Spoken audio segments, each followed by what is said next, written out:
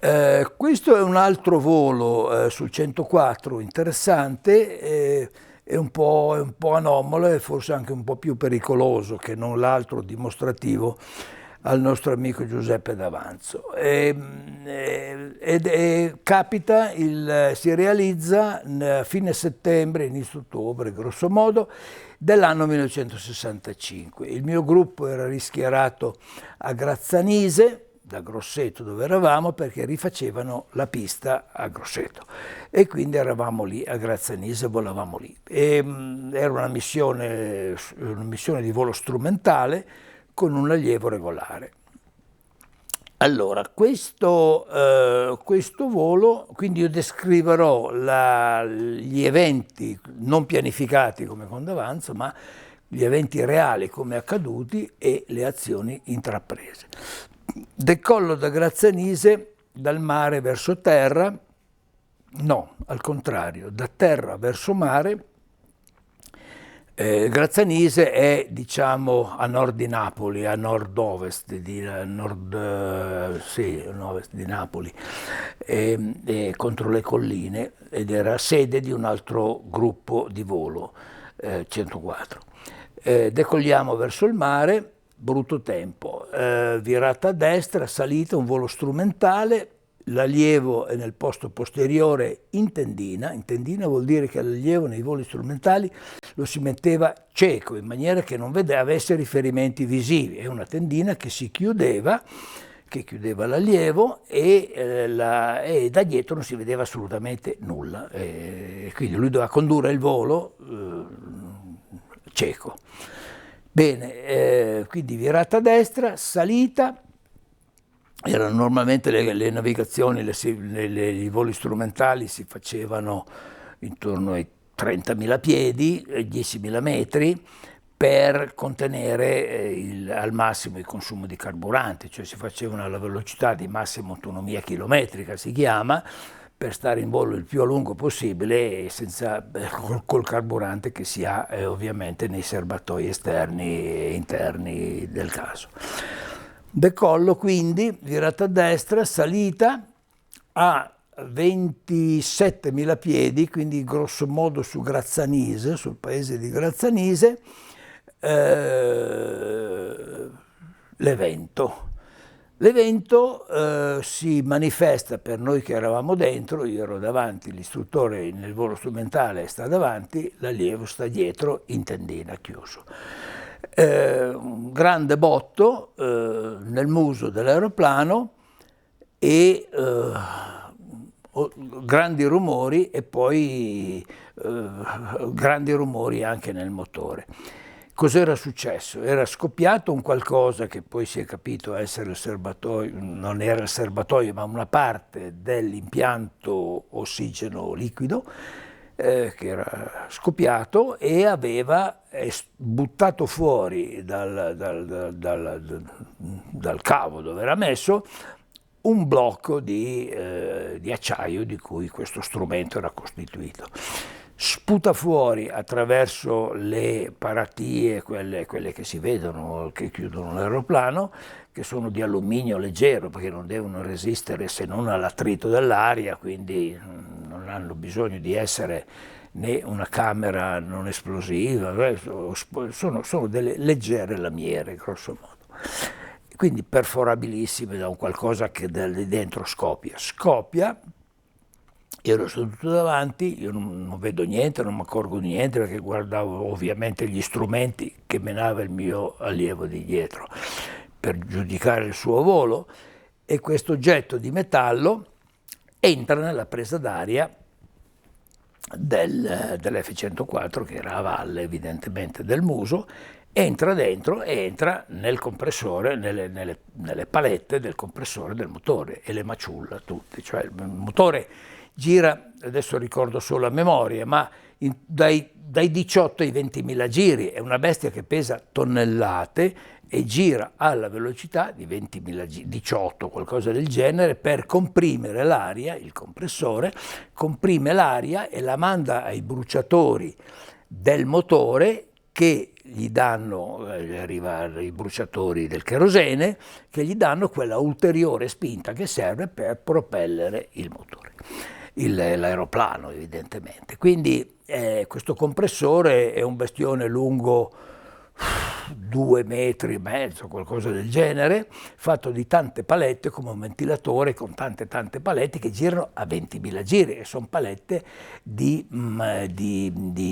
acciaio speciale, pesanti, pesa tonnellate un motore, non è una cosa da poco, e gira a quei giri lì, cioè l'energia cinetica di quella bestia, che è un mezzo mv al quadrato, la formula, è funzione del quadrato della velocità periferica di questi, quindi è un'enorme energia che gira, e nelle cui palette si infila un oggetto estraneo come fare grosso come mezzo pallone da calcio, solido, di acciaio o di alluminio, qualsiasi cosa, o comunque di metallo, che frantuma tutte queste palette dentro. Botto terribile, il motore va fuori giri e temperature immediatamente fuori giri, perché i bruciatori bruciavano ma non gli arrivava più l'aria fredda, si era interrotto il circuito di propulsione. Eravamo pieni di carburante appena decollati, 20 a rotti 1000 piedi, 27 mi pare che fossero, quell'ordine lì, intorno ai 10.000 metri, un po' meno, 17, 18.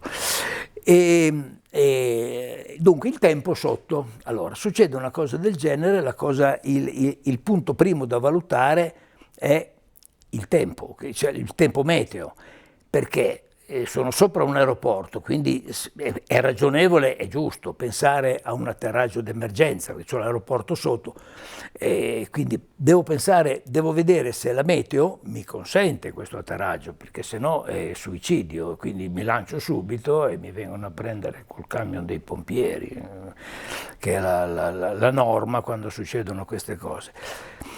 E l'allievo si scopre naturalmente, perché se si lancia non deve esserci la tendina che lo ostruisce, e comunque deve vedere, deve sapere cosa sta succedendo. I comandi li prendo io, ovviamente, e sono quindi rivolto verso il nord Italia, sono decollato verso il mare, sono rivolto verso l'Alta Italia. Grosseto me lo sono fatto passare in coda, guardo gli strumenti e dalla mia relazione che ho, Grosseto risulta in coda a 15 miglia. 15 miglia sono una trentina di chilometri. Grosseto, Grazzanise è l'aeroporto, e una trentina di chilometri in coda a 27 miglia.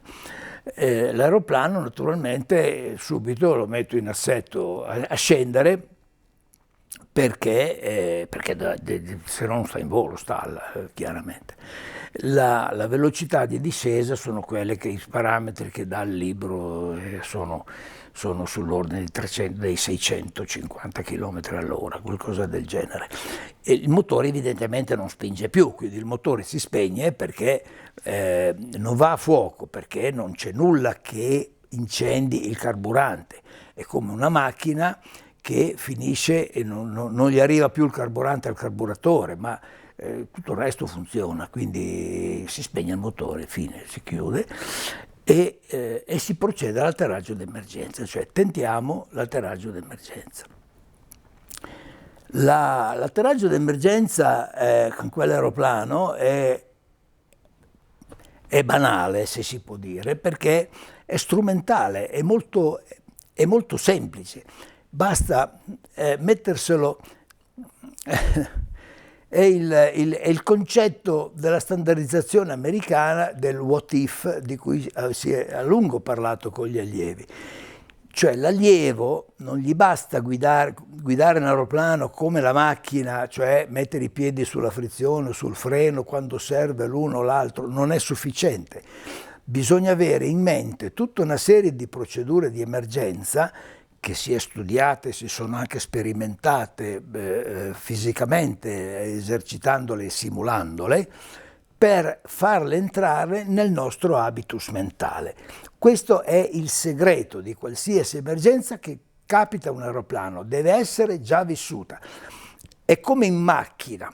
A nessuno viene in mente, devo frenare, qual è il pedale, sarà quello destro o quello sinistro? Beh, forse il sinistro. No, uno in macchina deve frenare, sa dove mettere il piede, sa che frena, perché la macchina ha 4 comandi, quindi è finita lì. L'aeroplano ne ha 40 di comandi e di situazioni di emergenza. E allora bisogna avere il what if, cioè cosa fare se, sempre pronto dentro la testa. Cioè bisogna che il cervello, metà del cervello, una parte grossa del cervello sia sgombra e lasciare agli automatismi la maggior parte possibile delle emergenze. Come nella guida della macchina, il vostro piede andare sul freno o sul coso, nessuno avrà mai un'incertezza se è la frizione o se è il freno, perché lo sa. Ecco. E sull'aeroplano l'atterraggio d'emergenza non è di tutti i giorni, perché non sempre si ha un aeroporto sotto l'aeroplano per tentare un atterraggio d'emergenza, per cui lo si prova per avere fiducia nella macchina, nel senso che qualsiasi situazione succeda può esserci la possibilità di portarlo per terra, sia lui che me stesso, e quindi essere come il piede che va sul pedale del freno o della frizione senza che io ci pensi, e lasciando la mia metà della testa che pensa a regolare una situazione che è assolutamente d'emergenza, perché un motore scoppiato è un motore scoppiato. Quindi è una cosa di cui il 90% delle volte ci si lancia, ma è onestà individuale essere pronti anche a risolvere un'emergenza, insomma, no? Lì si era complicata la cosa, ho dimenticato, ma si era molto complicata, perché questo scoppio aveva interrotto la linea del pitot. Il pitot cos'è nell'aeroplano? È l'indicatore di velocità. L'aeroplano non ha le ruote che girano e girando le ruote dice con uno strumento a che velocità sto andando. L'aeroplano funziona con la pressione dell'aria che ha il pitot, quel tubo che vedete fuori dagli aeroplani 104, cioè è lo spillone, ce l'ha davanti. Altri ce l'hanno nascosto in altre parti, ma la pressione dell'aria su quel tubicino aperto, che ha la bocchetta aperta davanti, quella pressione misurata con strumenti speciali mi dice a che velocità sta andando l'aeroplano. Si chiama il tubo di Pitot. Pitot è un fisico francese che ha inventato, quando non c'erano ancora gli aeroplani, quella roba lì. Allora, quando io parlerò di Pitot, è l'indicatore, è quello che mi dà l'indicazione di velocità. Quindi prende l'aria da questo tubo del 104 che è là fuori e me la manda agli strumenti che poi mi dicono sul cruscotto a che velocità sto andando. Fine. Solo che questa roba dell'ossigeno che si è rotta nel muso, andando, ha fracassato anche il pitot, e quindi non avevo più neanche il pitot, non avevo la velocità. Questa è una mutilazione grave per un aeroplano, perché non conoscendo la velocità non sai la portanza, come crearti la portanza, come variare la portanza per sostenerlo questo aeroplano, perché non conosci la sua velocità, che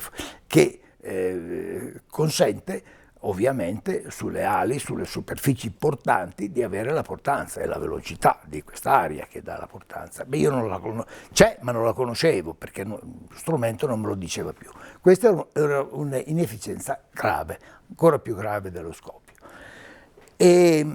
Però c'era un trucco sul 104 e io ne sono sempre stato molto orgoglioso di questo qui, perché i miei allievi e i miei allievi del nostro gruppo, non era una mia ubbia personale, il nostro gruppo era certo su questa roba. Noi insegnavamo tutti a volare anche senza la velocità, non lo sto a spiegare perché è una questione tecnica anche un po' sottile, ma evidentemente un aeroplano si sostiene con l'incidenza, che è l'angolo dell'aria che batte sulla superficie portante per sostenerla, cioè più la superficie e l'aria hanno un angolo positivo e più la superficie ti tiene per aria. Se è sempre meno, quando non avesse incidenza, cioè l'aria venisse orizzontale come la superficie, per esempio, delle ali che sostengono l'aeroplano, la portanza è 0, non porta più. Ma io l'unico strumento che me lo dà l'avevo in operativo. Quindi avevamo trovato un trucco, non l'abbiamo trovato noi, l'ha trovato il libro dell'F-104 che suggeriva questa manovra qui che io non l'ho mai sentita utilizzare dal vero, perché è veramente una cosa grave. E invece si può fare, l'abbiamo fatta, l'abbiamo portato per terra questo aeroplano. In che maniera? Dandogli l'APC. L'APC è uno strumento che misura questo angolo, l'angolo fra l'aria, come percuote la superficie, e la superficie. Più grande è l'angolo e più la superficie porta. Meno è grande l'angolo, meno la superficie porta. È uno strumento un po' rudimentale, perché non lo sto a spiegare, ma è rudimentale, ma funziona, perché questa è la fisica. Questo angolo si chiama angolo di incidenza, è quello che dà la portanza. E questo strumento, che viene spesso ignorato, ma noi lo amavamo molto sul 104 per fare le manovre acrobatiche. Quando volevamo fare delle manovre particolari, ne potevamo osservare la possibilità di farle con successo misurando l'incidenza sull'APC, su questo coso, che impediva anche lo stallo, perché quando arrivava un certo numero, che era mi pare 5, non mi ricordo, allora era eccessiva, quindi l'ala stallava e non portava più. Ma qui andiamo nell'aerodinamica, che non è l'oggetto della nostra chiacchierata. Però si poteva si poteva volare con questo APC, in maniera approssimativa, ma si poteva. E abbiamo provato, eravamo a 27.000 piedi, a lanciarsi a 27.000 piedi vai solo a sentire freddo, perché c'hai 27.000 piedi sotto il posteriore, cosa ti serve? Cioè cerca di portare a casa sta bestia, vista che non brucia, che non scoppia, che non ti fa niente, e cerca di portarla a casa. E abbiamo fatto, e l'abbiamo portato a casa. E allora, con questa regola, con l'APC, abbiamo regolato l'incidenza che ci sembrava la più opportuna, andava bene. Le velocità relative sono fornite dal libro, normalmente di 330-350 nodi, vuol dire 600 e un po' di più, 700 km all'ora, le velocità a cui si poteva volare l'aeroplano, sostenerlo in quelle condizioni. Quindi ci voleva era una bella discesa, perché per poter avere a motore spento 650 km all'ora o 700 km all'ora è una bella discesa. Quindi non avevamo tanto tempo per giocare prima di arrivare per terra, ecco, dovevamo metterci in un circuito opportuno per riprenderci la pista e atterrare. Intanto ho deciso di prendere la pista, questa volta abbiamo decollato verso il mare, abbiamo detto, e invece ho deciso di prenderla, di atterrare, abbiamo decollato verso il mare, sì, di atterrare sempre verso il mare, perché avevamo il vento di fronte, ma nello stesso tempo avevo il DME, c'era una stazione radio che dà la distanza, serve per atterrare con brutta visibilità, la distanza fra l'aeroplano e la stazione. Questa stazione era piazzata a 3 km, sono dati oggettivi perché è una torretta che è per terra, a 3 km dall'inizio pista, e quindi mi sono trovato ad avere la pista davanti, invisibile, poi dirò perché, invisibile la pista, dovevo scendere con una bella discesa ripida per riuscire a mantenere in volo l'aeroplano, e avevo solo il distanziometro e l'APC che mi dicevano come stare per aria. L'allievo era silente, non doveva dire niente, non era ancora in grado di fare niente di tutto questo.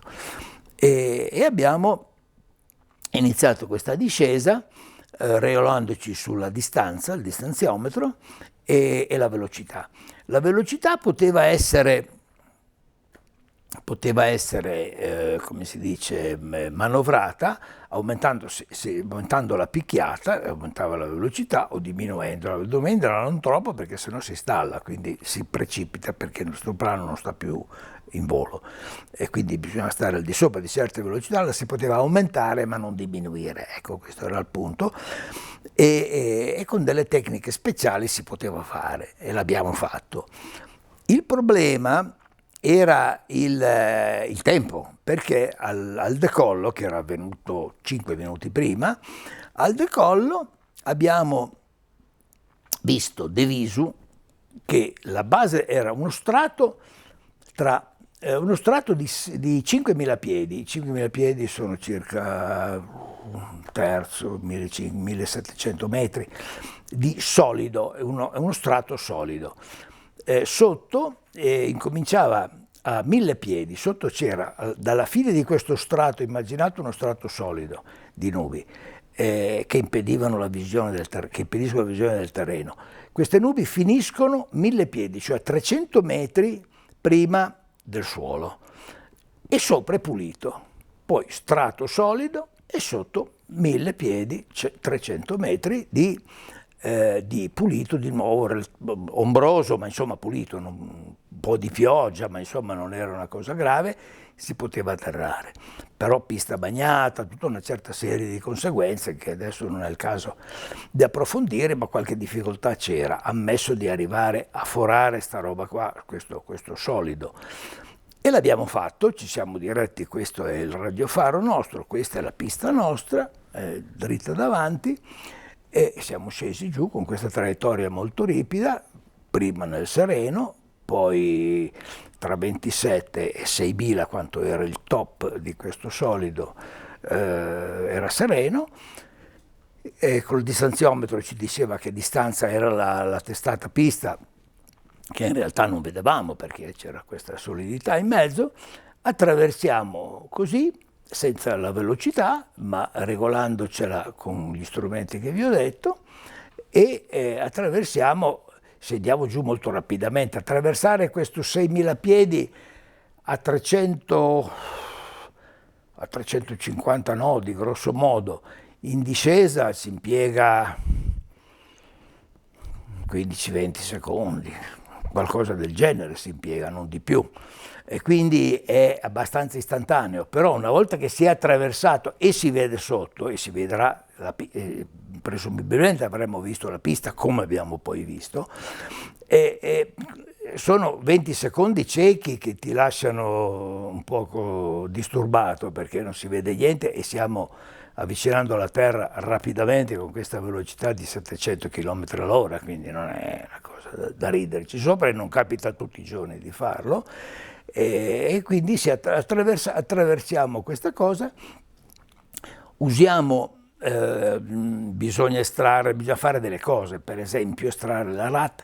La RAT è allora, se il motore è fermo, tutta l'energia elettrica, tutta l'energia idraulica per tirare fuori il carrello, tutte queste robe qui, se il motore è fermo non c'è. Quindi non si può usare l'impianto idraulico, l'impianto elettrico, niente, perché il motore non gira e non dà energia.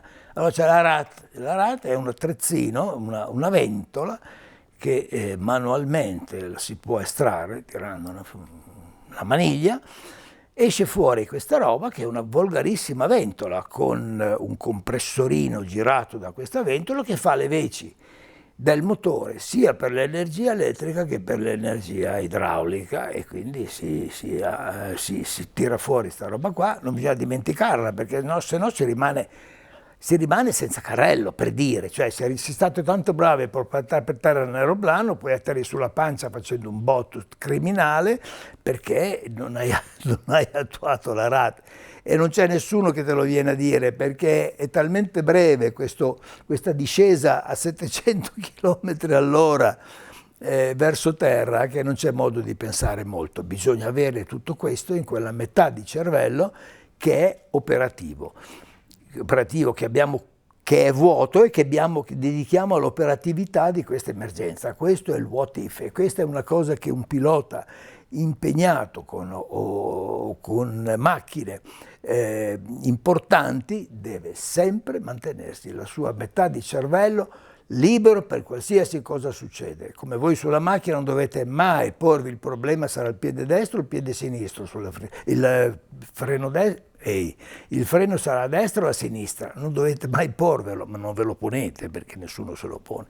Ma un pilota deve, insieme a questo, deve porne altri 20 di cose in automatico, deve metterla nel pezzo automatico del cervello. Andiamo avanti, abbiamo forato questo nostro coso, naturalmente dichiarando emergenza, fuori sono tutti pronti, i pompieri sono pronti, tutto è pronto. Esci fuori, finalmente vedi terra e quindi sai dove mettere le ruote. Bisogna tirare fuori il carrello in quel momento perché il carrello ha un tempo di fuoriuscita che sono sull'ordine dei 6-7 secondi, perché sono carrelli, se c'è l'olio idraulico, la pressione idraulica che li spingono bene fuori, se invece è semplicemente una pressioncina data dalla ventolina, forse no, quindi è buona norma tirarlo fuori in tempo precedente. Tiri fuori quello che ti serve, hai il resto dello strumentazione elettricità che funziona perché sta ventolina questo ti dà, e vieni giù facendo un atterraggio normale, però devi mettere le ruote sulla testata della pista, cioè non è l'atterraggio normale alle velocità normali, tu delle velocità che le comandi tu con la picchiata, e devi essere il più corto possibile, cioè atterrare il più breve possibile senza scoppiare le gomme. Le gomme al di sopra di certe velocità, per esempio 420 km all'ora, scoppiano, quindi se scoppiano le gomme non hai più la frenata, non hai più un certo numero di cose. Quindi si scende rapidamente, si cerca di mettere le ruote sulla testata della pista, quella verso di noi, estrarre il gancio perché bisogna finire in barriera sicuramente, non avremo freni sufficienti per arrivare soprattutto a quelle velocità, siamo molto veloci. E quindi noi abbiamo toccato, dalle misurazioni fatte dagli strumenti di terra, quindi non i nostri, ma le cose di terra, abbiamo toccato a 380 nodi. 380 nodi le gomme non hanno sopportato perché c'è l'impatto col terreno, i 400 loro di massima velocità prima di scoppiare, tutte queste robe sono scoppiate subito. 3 gomme saltate, destra, sinistra, il ruotino, e basta, e poi il gancio per terra, tiri il gancio, quello sbatte per terra e struscia fino a quando trova una corda per fermarsi. Ma in tutto questo bisogna dire una cosa: un pilota di 104 che si trova a fare questa manovra, che è inusuale, io non l'ho mai più sentita capitare ad altri, avere mancanza elettrica, idraulica e di spinta e portare per terra l'aeroplano. Perché lo facevamo con fiducia? Non perché eravamo dei kamikaze. L'allievo, poveretto, diciamolo fra virgolette, era un pacco postale portato dietro perché non faceva niente, non poteva fare niente, non aveva il know-how, no? la conoscenza dell'emergenza per poter eseguire niente di tutto questo. Avevamo una certezza, che era il seggiolino eiettabile da 0-0. 0-0 vuol dire che il seggiolino dell'F-104, contrariamente agli altri aeroplani che io conoscevo e che conosco, ti lancia con velocità 0, cioè fermo a terra e a terra, cioè al parcheggio tu azioni il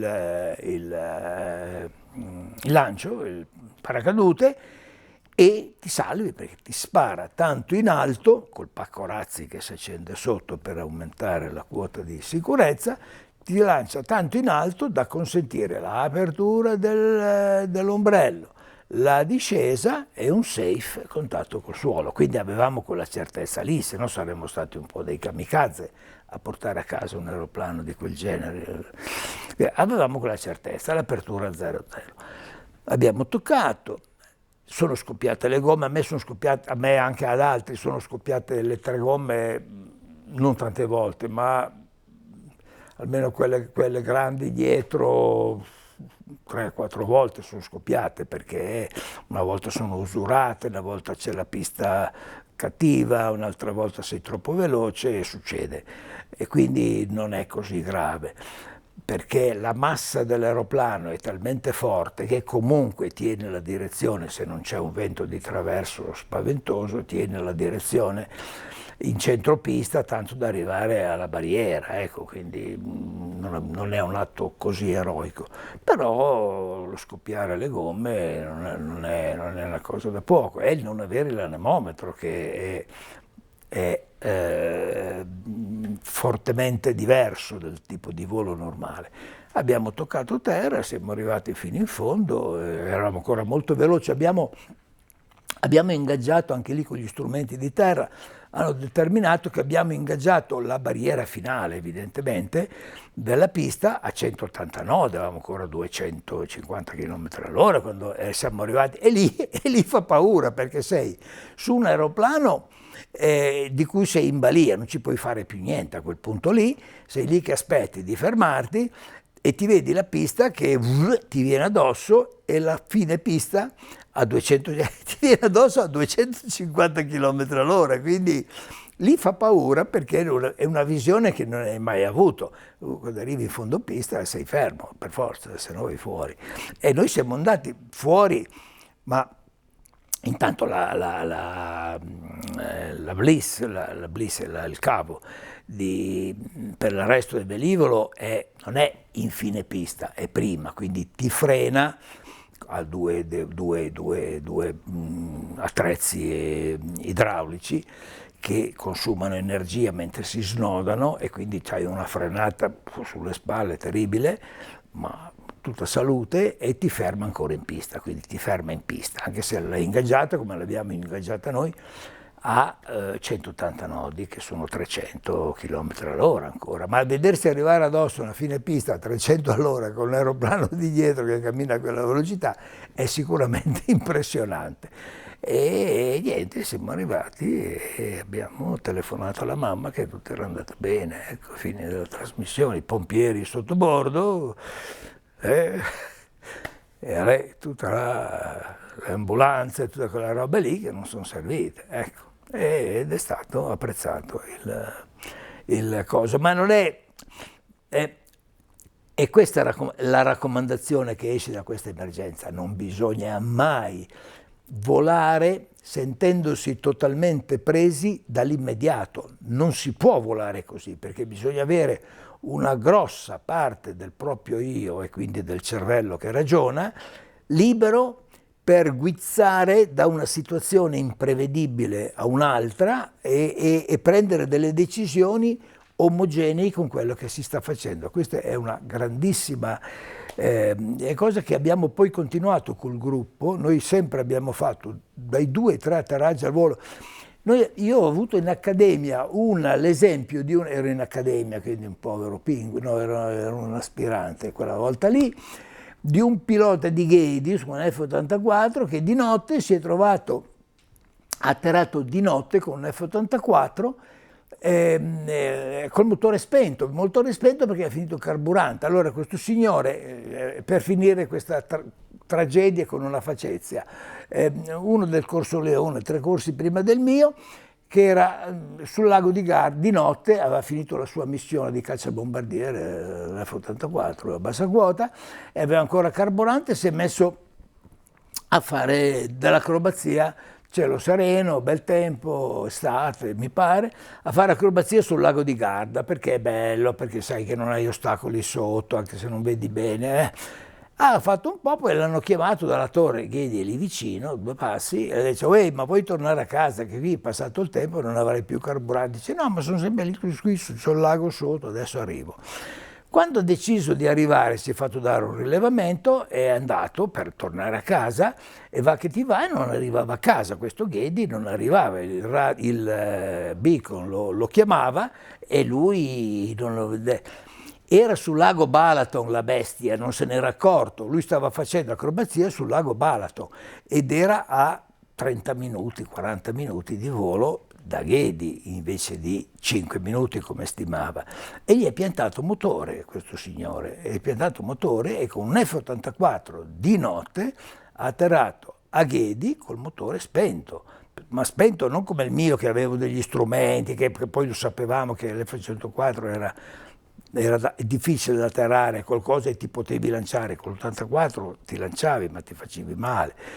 E questo ha atterrato a Ghedi con l'F-84 provenendo gli avranno tirato le orecchie, perché tu ti metti a fare acrobazia sul lago, va bene, ma almeno prendi il lago giusto, insomma, quello vicino a casa, perché mica il Balaton in Ungheria mi pare che sia, insomma. Ecco, ha fatto un po' storia sta roba, è diventato famoso, ma noi abbiamo fatto un qualcosa del genere, ecco, perché non è poi stata ripetuta da altri, ma se dovesse essere ripetuta si deve sapere, il pilota deve avere sempre mezza testa disponibile per l'eventuale, il what if. Grazie.